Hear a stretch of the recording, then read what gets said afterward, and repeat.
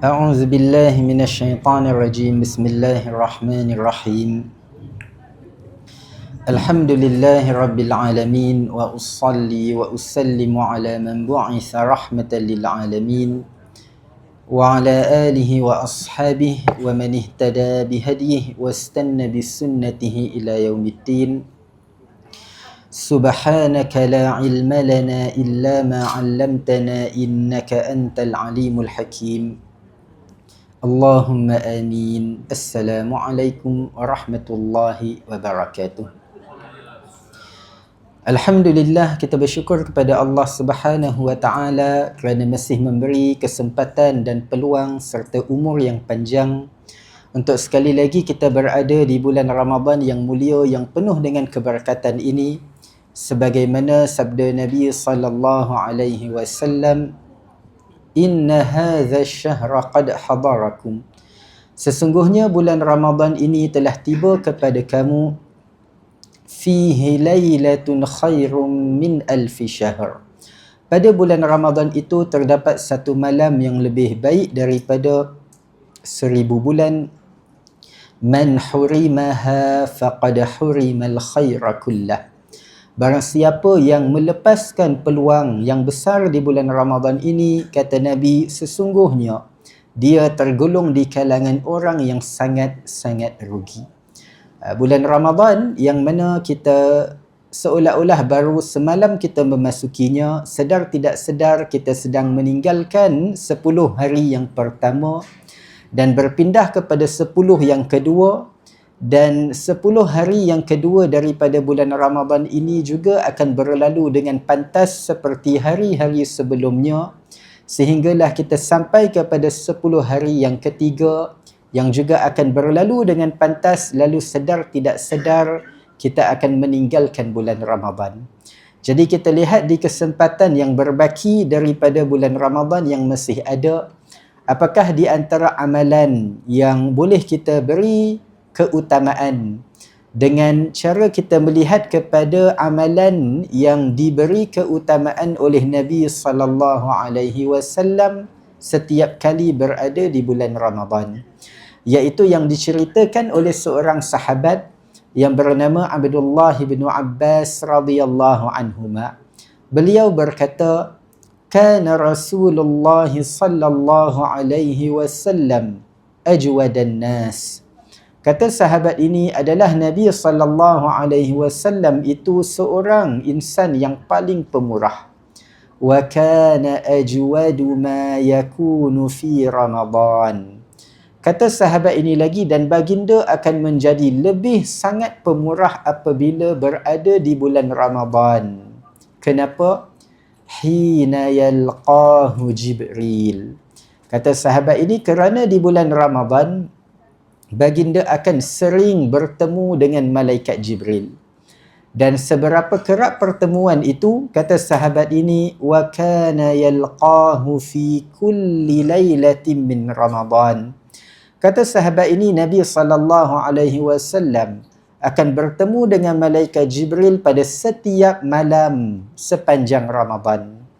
Untuk tujuan apa? Fayudarisuhul Quran. Untuk mereka bertadarus Al-Quran. Lalu kesan daripada pembacaan, pengulangan, penghayatan serta tadarus Al-Quran ini, kata sahabat ini, menjadikan baginda insan yang bagaimana? Kata sahabat ini, fala Rasulullah sallallahu alaihi wasallam ajwadu bil khairi minar rihil mursalah. Kata sahabat ini, baginda menjadi insan yang sangat pemurah, sangat pantas menghulurkan bantuan bagi yang memerlukan, lebih pantas daripada angin yang bertiupan. Daripada hadis ini, kita boleh lihat dua amalan sunat tambahan yang diberi keutamaan oleh Nabi sallallahu alaihi wasallam di bulan Ramadan, selain berpuasa di siang hari yang sedia maklum kewajipannya, selain berqiyam atau bertarawih di malam hari yang sedia maklum kelebihannya. Dua amalan tambahan ini adalah yang pertama Al-Quran dan yang kedua adalah bersedekah. Kenapa dua amalan ini secara khusus? Kerana dua ibadah, Al-Quran dan bersedekah merupakan amalan yang menjanjikan ganjaran pahala berlipat kali ganda walau dilakukan sedikit manapun. Yang mana Nabi SAW ketika menceritakan mengenai ganjaran pahala orang yang baca Al-Quran, Nabi bersabda, man qara'a harfan min kitabillah falahu bihi hasanah.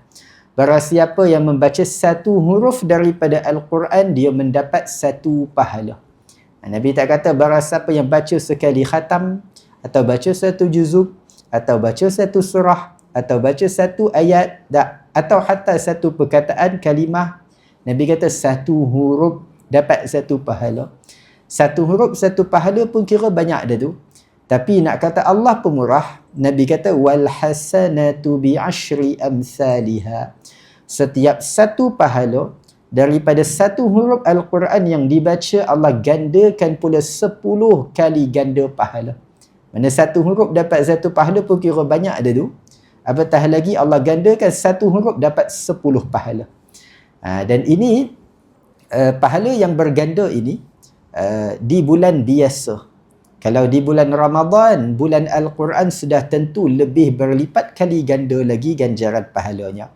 Hatta walau orang yang membaca Al-Quran itu, orang yang tidak dapat membaca dengan baik, dengan lancar, dengan elok, yang mana Nabi SAW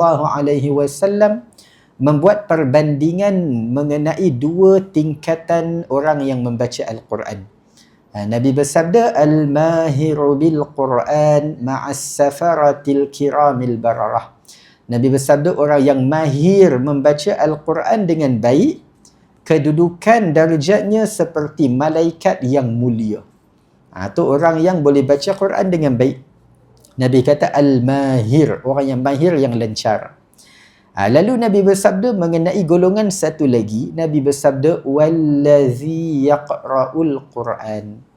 Adapun orang yang membaca Al-Quran wa yatata'ta'u fih. Nabi guna ungkapan yatata'. Perkataan yang kalau kita belum tengok terjemahan, belum buka kamus pun fikir apa benda yatata' ni. Dari segi bunyi dia dapat mengagak apa makna dia. Kan kalau kita, contoh kita bawa kereta, kita start enjin, jalan elok, tak ada bunyi pelik-pelik, insya-Allah sampailah destinasinya. Tapi kalau kita start enjin bunyi pelik. Lepas tu kita start jalan, dia bunyi tak. Tu alamatnya zagi tak sempat keluar taman ni, tepi dah parking dah, berasap dah kereta. Jadi Nabi kata orang yang baca Quran secara yatata'. Tu bunyi dia tu, tak tu. Mana dia baca merangkak-rangkak.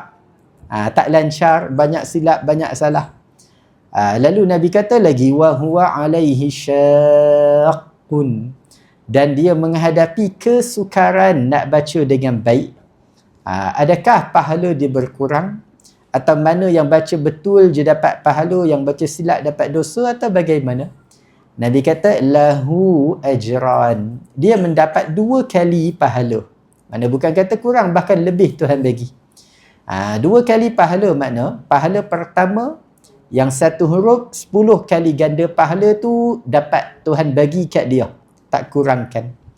Lalu pahala yang kedua, tambahan adalah pahala istiqamah. Mana dia tetap nak baca Quran, tetap nak belajar Quran, walaupun dia tahu kekurangan diri dan kelemahan dia dalam membaca Al-Quran, dia tetap nak belajar, dia tak lari. Jadi Tuhan tengok penat dia lebih, dan masa yang dia luangkan untuk baca Al-Quran lebih, maka ganjaran pahala yang Tuhan bagi pada dia juga lebih. Dan demikian juga sebagaimana Al-Quran merupakan ibadah yang menjana pahala berlipat kali ganda walau dilakukan sedikit mana pun. Demikian ibadah bersedekah, yang mana Allah Subhanahu wa taala berfirman di dalam surah Al-Baqarah ayat yang ke-261, mathalul ladzina yunfiquna amwalahum fi sabilillah kamathali habbah. Perumpamaan orang yang mendermakan hartanya di jalan Allah adalah seperti perumpamaan satu biji benih. Mana Allah umpamakan orang yang sedekah masuk duit dalam tabung contoh, umpama orang yang masukkan biji benih dalam tanah. Dua-dua memberi. Lalu apa jadi? Allah berfirman, ambatat sab'a sanabil. Daripada satu biji benih yang dia beri ke bumi, ke tanah Allah tadi, Allah tumbuhkan untuk dia 7 tangkai. Fi kulli sumbulatin mi'atu habbah. Di dalam setiap satu tangkai mengandungi 100 biji. Allah umpamakan orang yang bersedekah ni seperti orang yang tanam biji benih. Allah tak umpamakan macam orang yang tanam manusia. Sebab kita kalau tanam orang, kita tunggu hasil tak? Mat, kau buat apa depan kubur ni? Minggu lepas aku tanam seorang. Pasal apa seorang pun tak keluar lagi? Tak, kita bila tanam orang, kita tak tunggu hasilnya keluar, orang duduk dalam tu sampai hari kiamat. Yang kita tunggu bila mana kita tanam biji benih, kita tunggu bila hasilnya akan keluar. Jadi Allah nak bagi tahu orang yang bersedekah, berapa ramai orang yang sedekah, dia rasa macam dia tanam orang.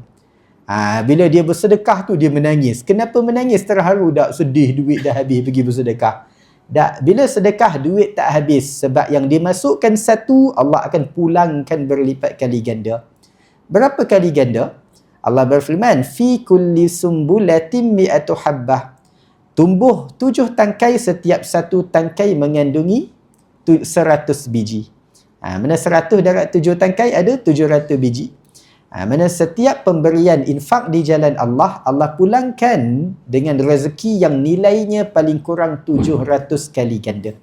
Dia bagi RM1 fi sabilillah, Allah pulangkan kepadanya rezeki yang nilainya paling kurang RM700. Dia infak di jalan Allah RM10, Allah pulangkan kepadanya rezeki yang nilainya RM7,000. Sama ada dalam bentuk rezeki yang sama yang dia beri, atau dalam bentuk rezeki yang pelbagai, dalam bentuk kesihatan, dalam bentuk ketenangan jiwa, dalam bentuk iman yang terpelihara, dalam bentuk keluarga yang bahagia dan harmoni, dalam macam-macam bentuk pelbagai rezeki yang mungkin manusia tak mampu beli semua itu dengan harta yang dia miliki. Tu pulangan dekat dunia. Satu pemberian dapat pulangan 700 kali ganda. Kat dunia ada limit 700 kali ganda. Sebab manusia akan meninggal. Bila habis rezeki dia akan mati. Yang tak ada limitnya adalah hari akhirat. Lalu Allah berfirman, wallahu yudha'ifu liman yasha'. Kat dunia dapat 700 kali ganda, lalu di hari akhirat Allah gandakan lebih berlipat kali ganda bagi siapa yang Allah kehendaki. Wallahu wasi'un alim.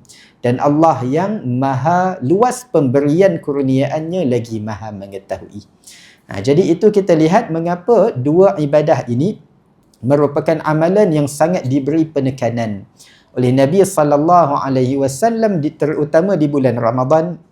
Dan semoga Allah kurniakan kepada kita kekuatan serta taufik untuk istiqamah di sepanjang Ramadan sehingga ke penghujungnya dengan dua amalan yang disebutkan tadi, supaya dua amalan ini, Al-Quran dan sedekah, menjadi syafaat untuk kita di hari akhirat dan memimpin kita untuk menelusuri titian sirat sehingga menjejakkan kaki ke dalam syurga bersama an-nabiyyin was-siddiqin wasyuhada'i was-salihin wa hasuna ulaika rafiqa. Dan apa yang baik daripada kurniaan Allah Subhanahu wa taala, dan semoga apa yang kita kongsikan sedikit sebanyak bermanfaat, dan saya memohon maaf di atas segala kekurangan dan kesilapan dan kalau terkasar bahasa, dan kita tangguhkan dengan tasbih kafarah.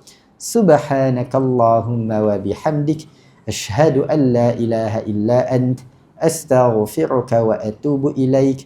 Wa sallallahu ala sayyidina Muhammad wa ala alihi wa sahbihi wa sallam. Walhamdulillahi rabbil alamin. Wassalamu alaikum warahmatullahi wabarakatuh.